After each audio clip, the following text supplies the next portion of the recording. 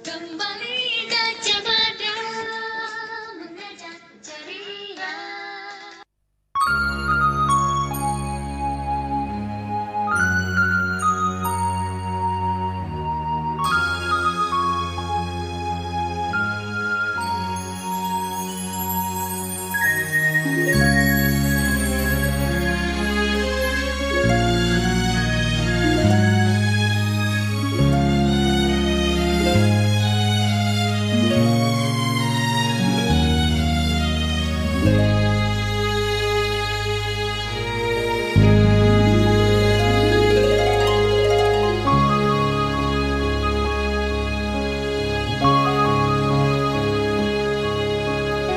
Kadang aku bertanya makna segala peristiwa, walau tak kutemukan jawaban yang pasti bagiku. Namun ku percaya itulah kasih-Nya yang dilimpahkan Tuhan kepadaku.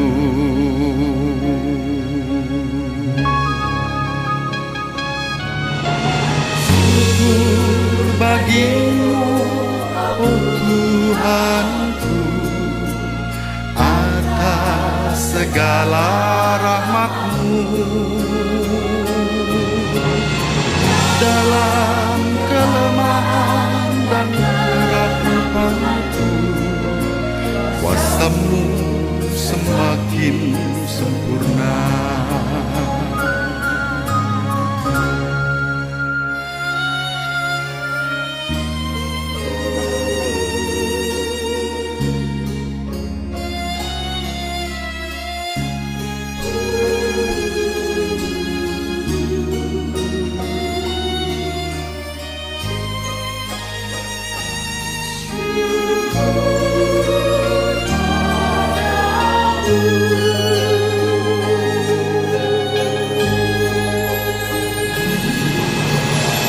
Kini telah ku sadari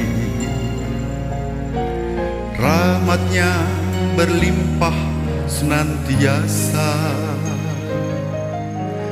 tangan-Nya selalu menuntunku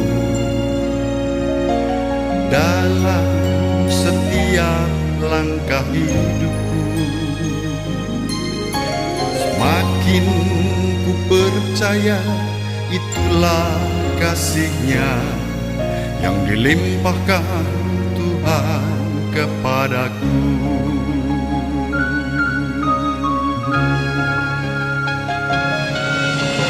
Syukur bagimu, oh Tuhanku, atas segala rahmat-Mu. Dalam kelemahan dan keraguanku, kuasa-Mu semakin sempurna.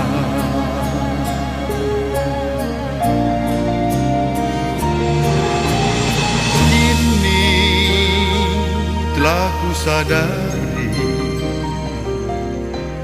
rahmat-Nya berlimpah senantiasa,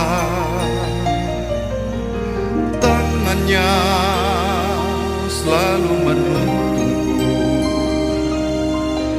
dalam setiap langkah hidupku. Semakin ku percaya itulah kasih-Nya yang dilimpahkan Tuhan kepadaku.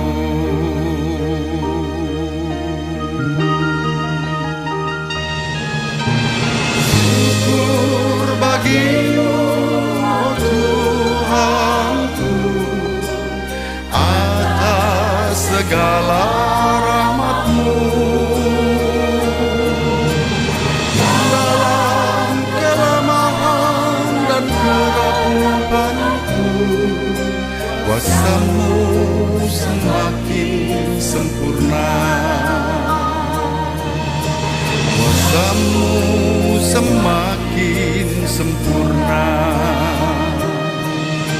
kuasamu semakin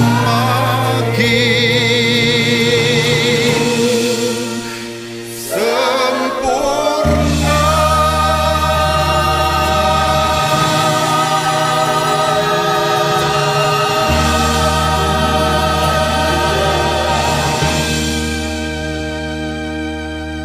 Para mitra yang terkasih, selamat berjumpa dalam Mimbar Agama Katolik bersama saya Romo Alois Budi Purnomo PR dan Radio Gajah Mada FM 102.4, radionya orang Semarang, Mosi-Mosi.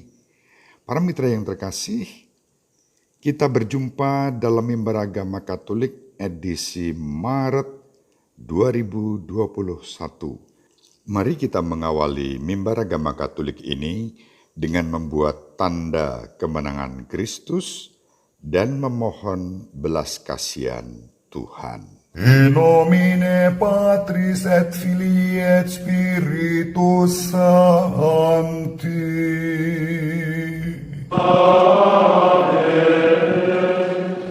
Dominus vobiscum.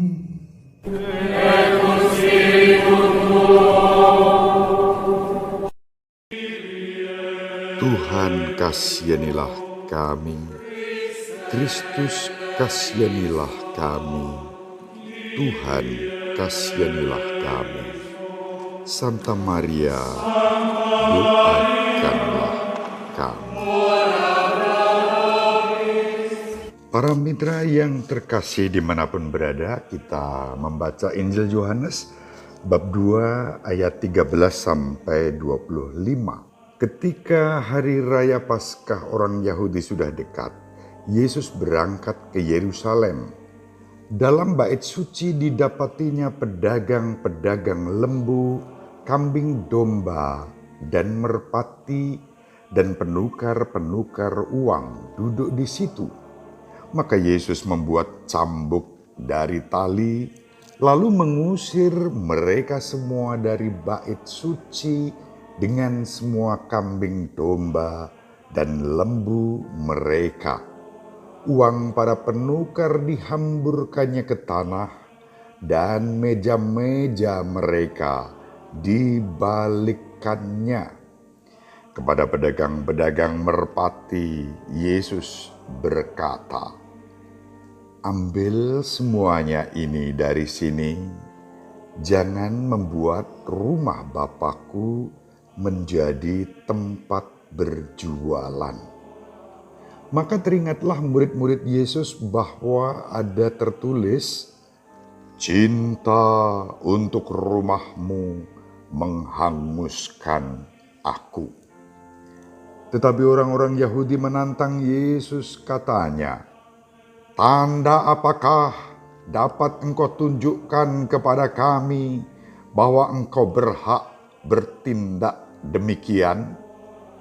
Jawab Yesus kepada mereka, "Rombak bait Allah ini, dan dalam 3 hari aku akan mendirikannya kembali."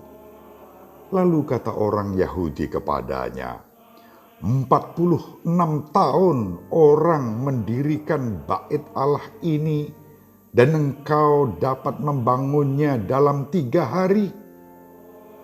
Tetapi yang dimaksudkan Yesus dengan bait Allah ialah tubuhnya sendiri.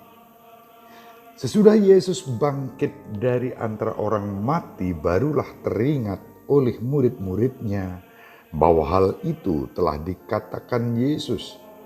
Maka percayalah mereka akan kitab suci dan akan perkataan yang telah diucapkan Yesus. Sementara Yesus tinggal di Yerusalem selama hari raya Paskah, banyak orang percaya dalam namanya. karena mereka telah melihat tanda-tanda yang diadakannya. Tetapi Yesus sendiri tidak mempercayakan dirinya kepada mereka karena Yesus mengenal mereka semua dan tidak perlu seorang pun memberi kesaksian kepadanya tentang manusia, sebab ia tahu apa yang ada di dalam hati manusia. Semoga dengan pewartaan Injil suci ini, iman, harapan, dan kasih kita diteguhkan.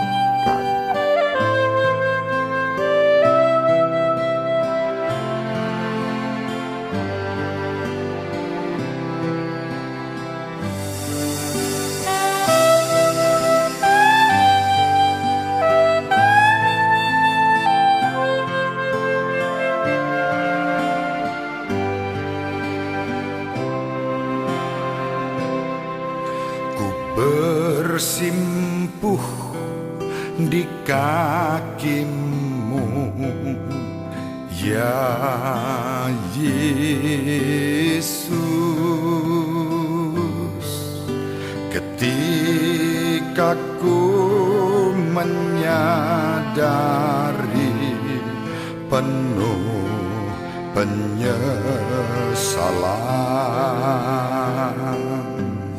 atas segala dosaku di sepanjang hidupku,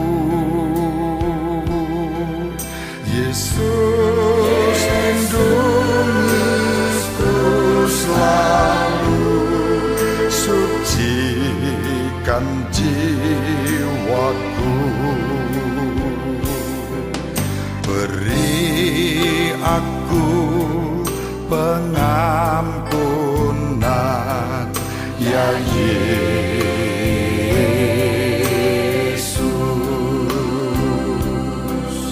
Jauhkanlah aku selalu dari yang jahat. Bersihkanlah aku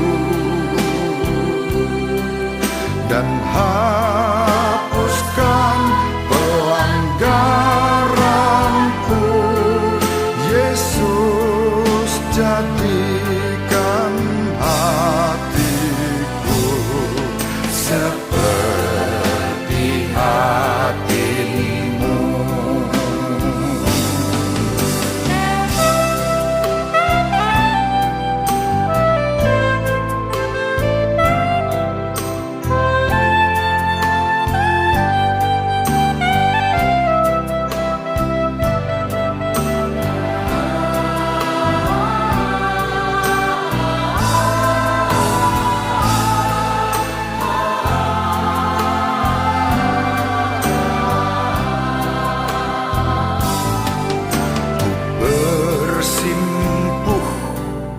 Di kakimu, ya Yesus.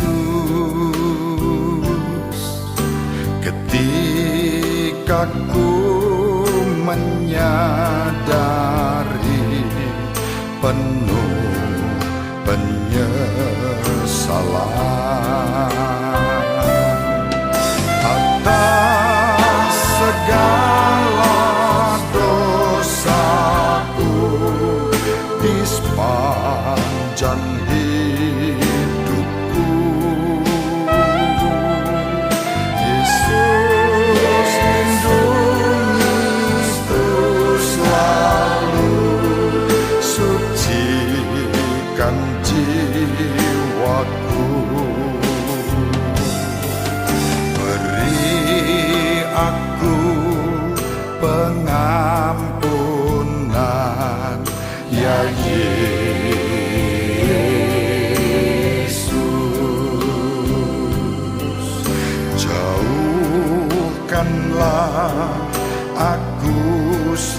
selalu dari yang jahat.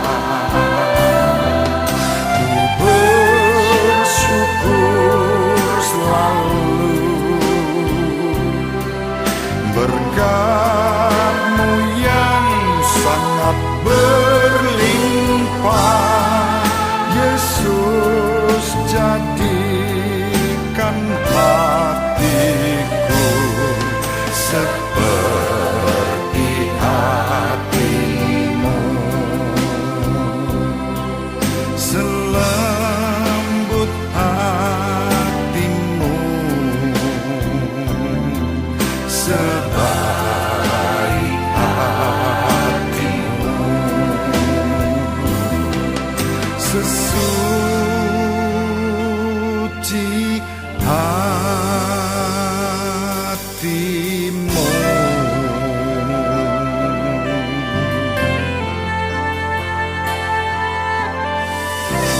Para mitra dimanapun Anda berada, menarik Injil hari ini menampilkan Yesus yang berbeda dari biasanya. Yesus yang marah. Tetapi kemarahan Yesus adalah kemarahan yang suci. Loh, kok bisa? Para mitra, Yesus marah bukan karena emosi, tetapi karena dibakar oleh rasa cinta akan rumah Bapa. Dan itulah yang membuat Yesus marah, namun kemarahannya dengan hati yang suci. Yesus melihat di bait Allah terjadi ketidakadilan.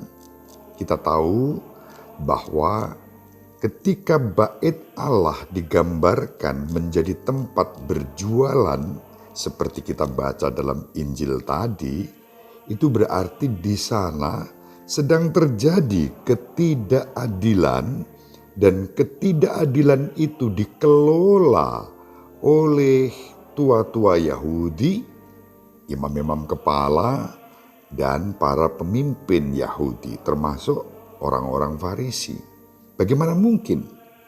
Para mitra, dalam tradisi Yahudi pada waktu itu, ketika orang datang ke bait suci untuk mempersembahkan kurban, mereka memang harus membawa tebusan.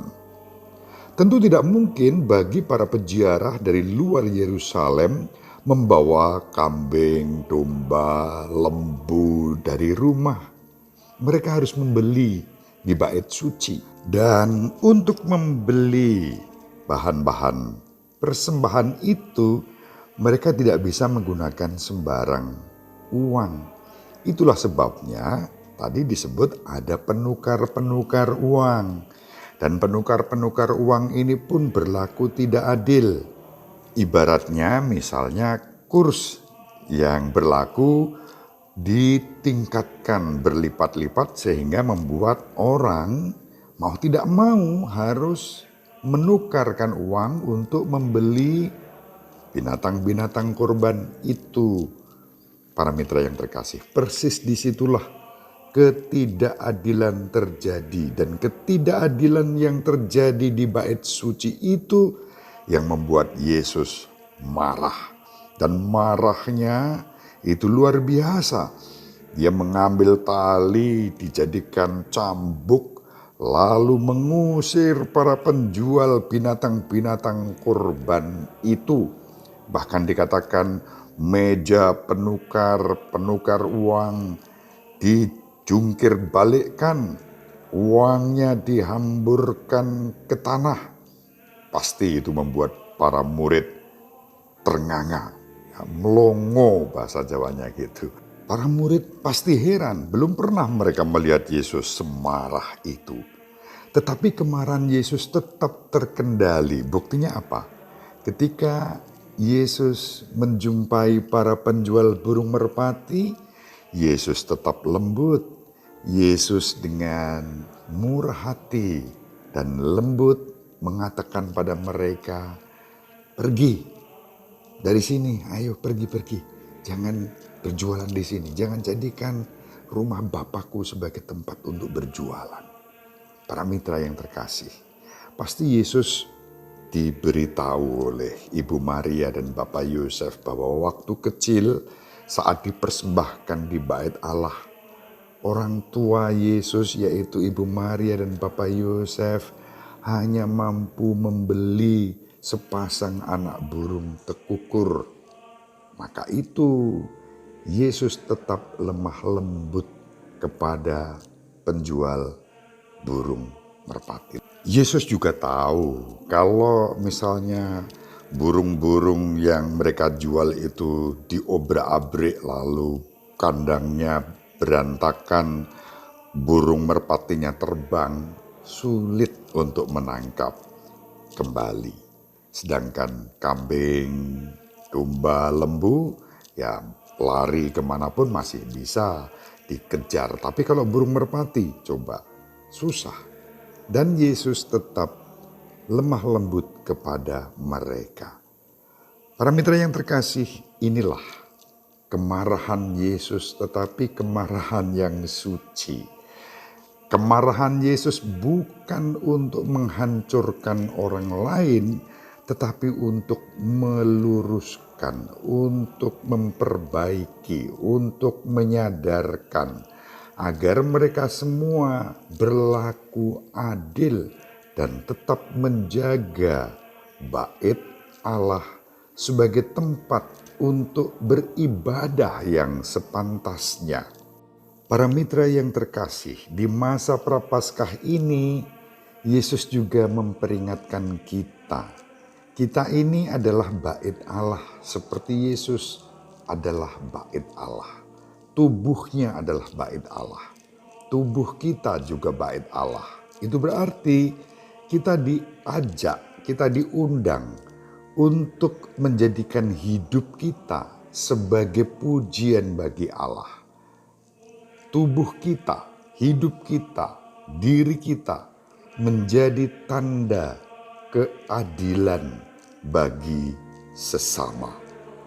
Maka masa Prapaskah menjadi masa yang istimewa bagi kita untuk menata hidup kita. Mari kita pergunakan kesempatan ini sebaik-baiknya sehingga pada saatnya kita layak merayakan Paskah dengan sukacita.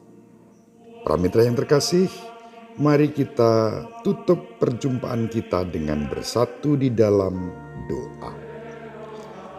Ya Allah Bapa yang Maha Pengasih dan Penyayang, kami belajar dari Yesus Kristus Putra-Mu untuk tetap terarah kepada kehendak-Mu. Terima kasih atas perjumpaan kami dengan Kristus Putra-Mu pada Minggu Prapaskah yang ketiga ini, agar kami pun disucikan dari perilaku-perilaku yang tidak adil kepada sesama dan kepada semesta. Kami persembahkan hidup kami kepadamu, terutama para mitra yang saat ini sedang sakit, Kau jamah, Kau pulihkan, Kau sembuhkan. Yang lemah Kau kuatkan, yang ragu-ragu Kau mantapkan. Dan Engkau menyempurnakan sukacita dan syukur kami demi Kristus Tuhan dan pengantara kami. Amin. Semoga para mitra bersama seluruh anggota keluarga dan saudari-saudara sekalian diberkati oleh Allah yang Maha Kuasa, Bapa dan Putra dan Roh Kudus. Amin.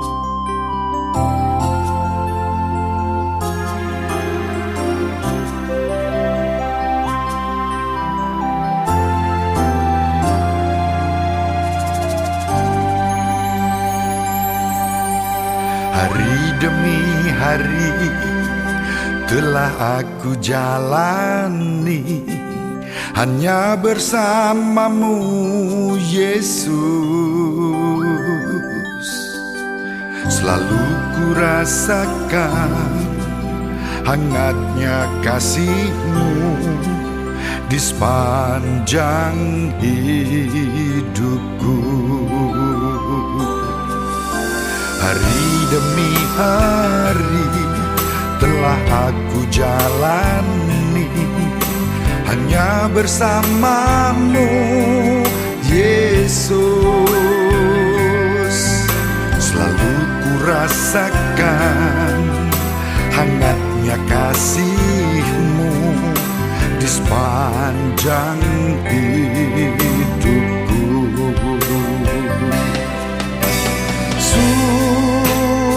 Sucikan hidup kami, penuhi dengan damai-Mu. Mampukan aku mengampuni seperti Engkau, Yesus. Mampukan aku mengasihi seperti Engkau, Yesus.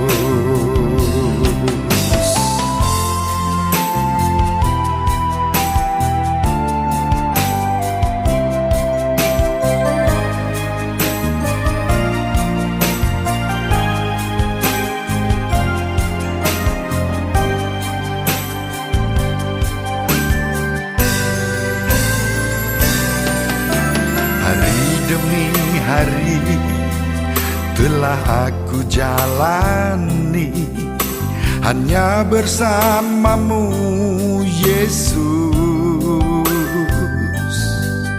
Selalu ku rasakan hangatnya kasih-Mu di sepanjang hidupku.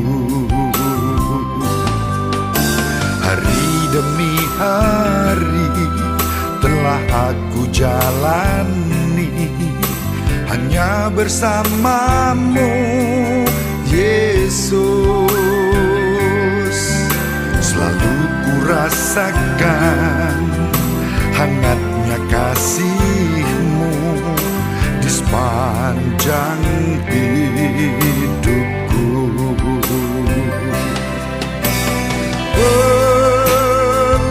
Aku selalu, Tuhan, penuhi kerahiman-Mu. Mampukan aku mengampuni seperti Engkau, Yesus. Mampukan aku mengasihi seperti Engkau, Yesus.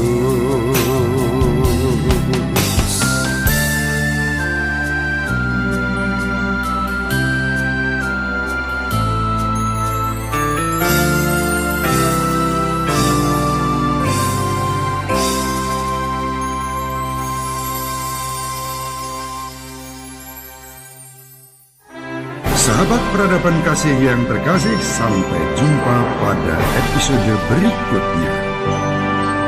Terima kasih atas kebersamaan kita. Salam peradaban kasih ekologis, berkah dalam